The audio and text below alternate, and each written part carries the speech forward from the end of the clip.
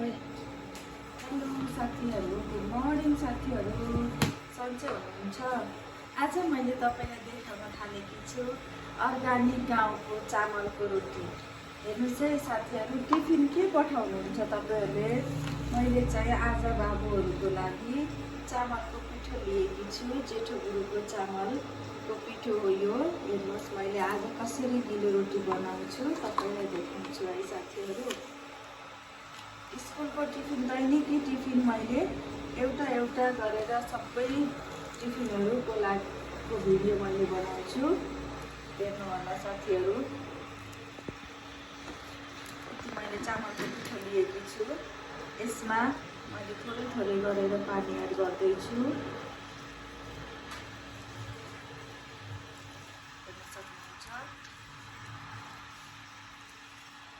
यसलाई 5 मिनट जति, अब यो पिठो रेडी भइसकेपछि यसलाई 5 मिनट भिज्नको लागि छोपिदिनु पर्ने हो। 5 मिनटसम्म यसलाई भिजाएर राख्ने। चामलको पिठो त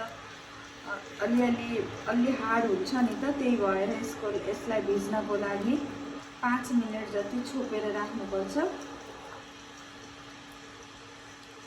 अब यो पिठो रेडी भइसक्यो। अब यसलाई मैले छोपेर राख्छु है।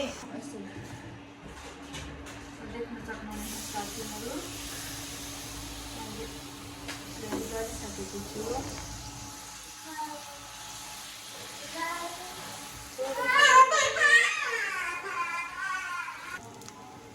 साथीहरू, अब चाहिँ लगभग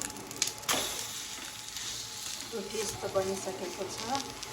चामलको पिठो हो नि त साथीहरू, त्यही भएर अलिकति हार्ड भइहाल्छ। भिजाएको छु मैले, अरू केही मिक्स गरेको छु। मैले यसमा चामलको पिठो मात्रै मिक्स गरेको छु। रोटी रेडी भइसक्यो र मैले आलुलाई फ्राई गर्दैछु टिफिनको लागि। मलाई केही राखेर मनै पर्दैन, त्यही भएर मेरो बच्चाहरूले पनि मन पर्दैन। त्यही भएर मैले यो जिरा मात्रै राखेर फ्राई गर्दैछु। अलिकति नुन, अलिकति तेल मात्रै राख्ने हो, अरू केही पनि राख्ने होइन आलु फ्राईको लागि। साथीहरू, हाम्रो रोटी रेडी भइसक्यो। अब मैले टिफिनको लागि यो रोटी राखिदिन्छु। बच्चाहरूको लागि हो। साथै फ्रेन्च फ्राई,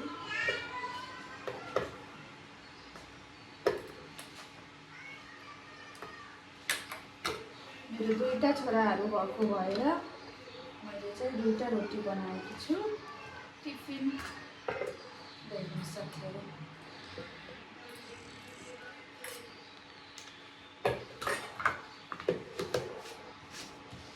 रेडी भइसक्यो रोटी साथीहरू। थ्याङ्क यू मामु, तपाईँले हाम्रो यस्तो मिठो खानेकुराहरू बनाएर स्कुलमा लागि खाना पठाइदिन्छ। थ्याङ्क यू मामु। Welcome baby. बाई बाई छोरो। बाई।